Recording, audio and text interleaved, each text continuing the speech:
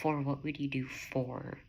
This is everything that has to deal with farming and the effects climate change has on farming.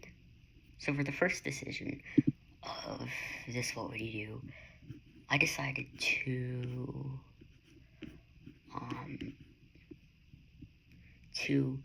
follow the outsider recommendation to find a way to prepare for long-term variations in regular climate change, and specifically changes in precipitation and temperature.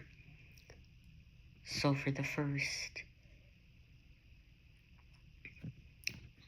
choice, I decided to pick this because instead of waiting for a 5-year period of doing nothing and just seeing how climate change will affect the area and the crops, this would be devastating because of the effect that what if you wait 5 years and all of a sudden farmers are out of their job or we don't have enough crops to feed people.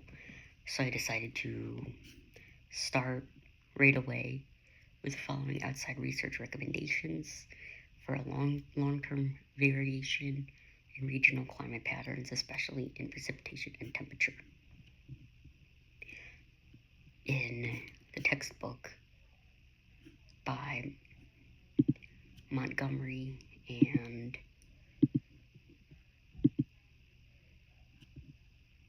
Sherman, on page 321, it talks about how increased evaporation will happen with warming, and this will produce more droughts and will increase frequency in the southwest and west.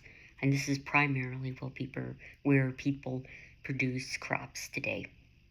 And with the lack of crops and an ever-warming climate, there will not be enough rain to help with the droughts or to basically water these crops.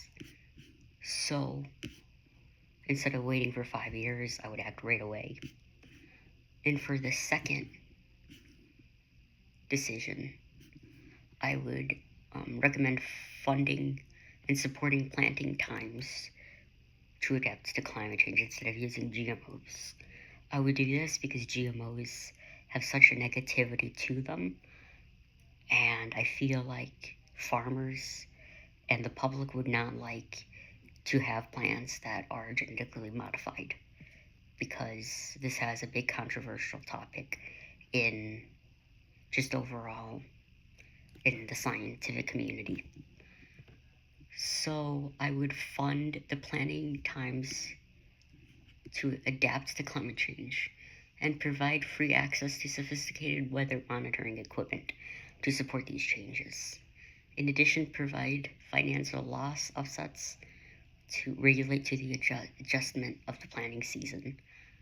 And this would increase offset needs for people to control any additional labor needed for harvesting.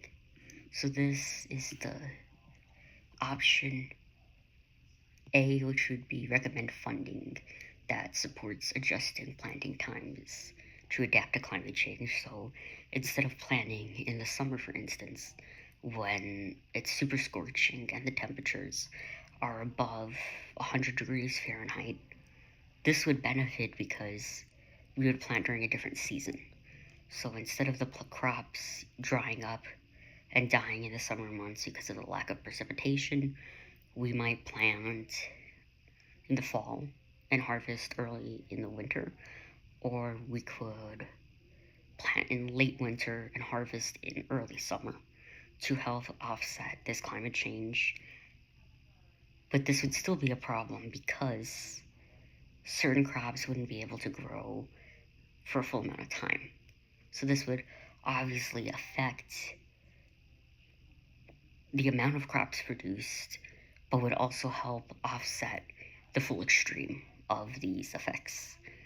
So for this, I would choose these options, and it really is a catch-22 because you can't fix everything in this circumstances and you will still have problems. So these are my decisions, and I feel like these are the best that can be used in this time of need.